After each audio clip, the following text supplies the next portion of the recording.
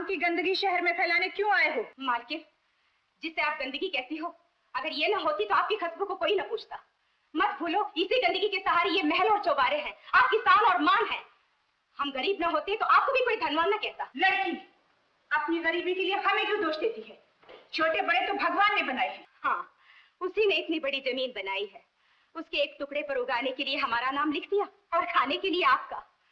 हमें तो भगवान ने इस दुनिया में खाली हाथ भेजा है और आपको जागीर जायदाद के साथ। मालकिन, हम कीड़े मकोड़े ही सही, लेकिन हमें रेंगने का अधिकार तो मिलना चाहिए। तो हमने कौन सा तुम्हारा अधिकार छीन रखा है?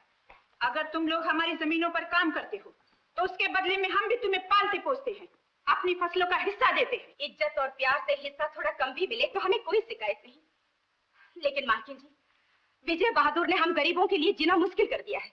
उसके होठ खुलते हैं तो गाली गलौज के लिए, हाथ उठता है तो सिर्फ हंटर मारने के लिए, और आंख खुलती है तो सिर्फ दूसरों की बहू बेटियों पर पढ़ने के लिए। छोकरी, क्या तू ये नहीं जानती कि विजय बहादुर हमारा भाई है? आपका भाई है तो क्या हुआ? उसे इन गरीबों पे जुल्म ढाने का कोई अधिकार नहीं। आप जाइए, इन्हें मैं समझा लूंगा। तुम क्या समझाओगे इन्हें? तुम क्या जानो इन कमीनों से किस जुबान में बात करनी चाहिए? ये मत भूलिए माँ जी कि वो भी इंसान है और हम भी इंसान हैं, और हर इंसान की जुबान एक होती है। जुबान एक होती है तो लगा लो इन कमीनों को सीने से। क्या शिकायतें हैं तुम्हारी? तुम्हारे दुख दर्द मैं सब कुछ सुनने को तैयार हूँ। हम तो अपना दुखड़ा सुनाने आए बड़े सरकार के पास, और बीच में आ गई मालकिन। अब तुम सुनकर क्या करोगे बाबू, जब कुछ कर ही नहीं सकते? तुम कहो तो सही, मैं तुम्हारी आवाज बड़े सरकार तक पहुंचा दूंगा। तुम्हारे साथ पूरा पूरा इंसाफ होगा। महलों में बैठकर झोंपड़ियों का इंसाफ नहीं होता बाबू।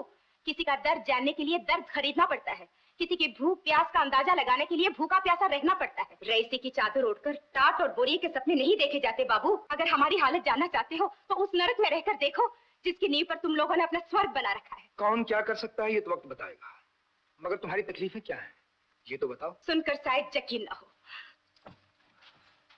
अपनी आंखों से देख लो। किसने मारा इस बेचारे को? बाबू, अपने घर का हंटर नहीं पहचानती? ये मालकिन के धर्म स्वरूप भाई विजय बहादुर की भेंट है। लेकिन खामखा कोई इस तरह किसी को लहूलुहान नहीं करता। शायद इसने कोई कसूर किया होगा। बाबू, हमारा सबसे बड़ा कसूर ये है कि हम निर्धन पैदा हुए।